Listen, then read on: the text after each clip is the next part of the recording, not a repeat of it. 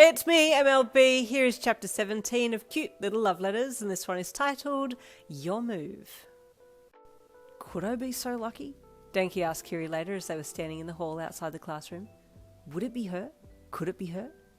She seems too sweet and quiet to be the one, Kiri offered honestly. But you never know. Hey guys, Sarah said as he approached them. What's up? You look like you're in the middle of something.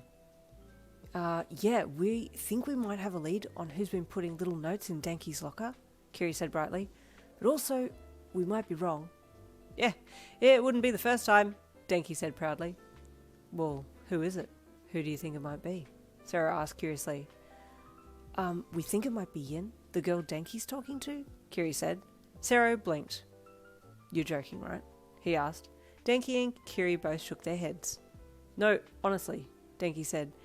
It's not confirmed yet, but we think Yin has a fairy quirk. If she does, she can shrink down to the size of a fairy and be able to get through the lock event, which is what we saw.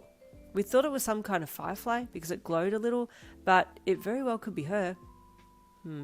Sarah mused. Yeah, I guess. But she seems too shy to be the one to do something like that. That's what I said, Kiri said happily. But we need to make certain too that it isn't her. It would be super awesome if it was her, Denki said again with a dreamy sigh. You're whipped, man, Sarah chuckled. What are you going to do if it's not her? Cry into my pillow at night, I guess, Denki replied. If it's not her, I'll probably turn the person down and tell them I like someone else because I really do like Yin. Yeah, as long as you've made your mind up, Sarah said with a smile. I'll support you, dude. Thanks, man, Denki said with a fist bump to his black-haired friend. Move day was fast approaching now, and you were focused on getting all of your things together for the move. You really wanted to bring all your plants and paintings and books, so each day your mum helped you pack a little, and by the end of that week you were ready to go. Yin, my sweet, you have work on Sunday, your mum reminded you that Saturday at midday as you were laying in the hammock outside with your sketchbook and pencil in hand. Oh, yes, I do. I almost forgot because of everything else that was going on, you said sheepishly as you put your sketchbook down and looked back up at her. You might need to adjust your work times too, my love, seeing as during the week it would be hard for you to work after school if you need to have permission every time you leave the grounds, she said. See if you can work on the weekends. We can talk to the teachers about you staying here on Saturday nights and working Saturday and Sunday and then heading back to the dorms on Sunday night. That might be nice actually, you said as you sat up and swung your legs over the side of the hammock. I'll need to tell Olyx about what's happening too. I haven't told them yet. Ah yes, your little sprite friend, your mum chuckled. Give my best to Olyx. I will, he replied with a chuckle. Sunday morning you entered the flower shop owned by Mr. Sadatori and greeted him brightly. He looked as wide as ever and greeted you with a jittery smile. Olyx is in the greenhouse with the geraniums today, he said with a shaky finger pointing towards the greenhouse out the back. They're okay today. I didn't see anything. You gave him a quizzical look and then nodded and headed out the back to see what your sprite friend had been up to. Olyx, you called as you entered the greenhouse. Suddenly a geranium in its pot came flying towards you and circled around your head. I'll be your halo, Yin, it said brightly with a giggle as it spun around your head. Olyx, you chuckled, did you do this to Mr. Sadatori? Not only did I fly around his head, I also tried to make them fly between his legs and would make them scream nutmeg every time they successfully made it through, the geranium said to you, and you sighed with another chuckle and looked around for your cheeky culprit of this flying plant. You're going to be in so much trouble when he finds out, you said, as you started walking the rows of plants with the geranium still whizzing around you in the air as you searched for Olyx. You'll never find me, sugar cube, the cheeky plant said to you. Oh, I know how to make you come to me, though, you said cheekily. The geranium stopped mid-flight and turned its face towards you as if to stare at you, and you chuckled. See, you said as you opened your arms wide, expecting a hug. There's a hug waiting for you. Are you going to leave it hanging? This is cruel and unfair, Olyx, through the plant, said. You know I can't say no to a hug from you. Well, come and get it because business hours will close soon and you'll miss out, you threatened with a grin.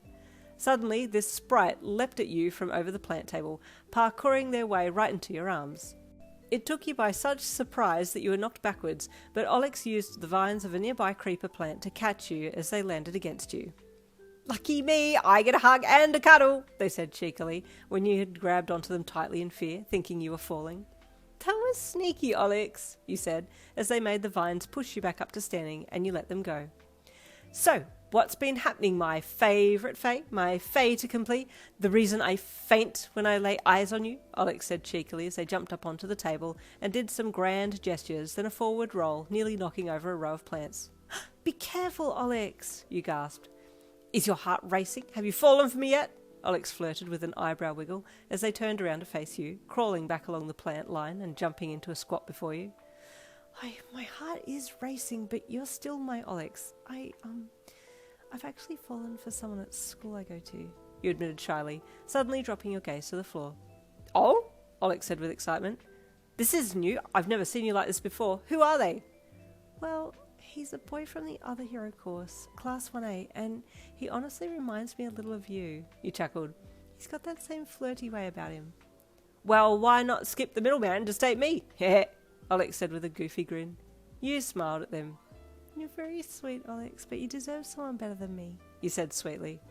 Well, joke's on them because I've known you for longer, so whoever they are, I still get friendship rights and can hug you whenever I want, Olyx said proudly. You giggled. That's true, actually, you said knowingly.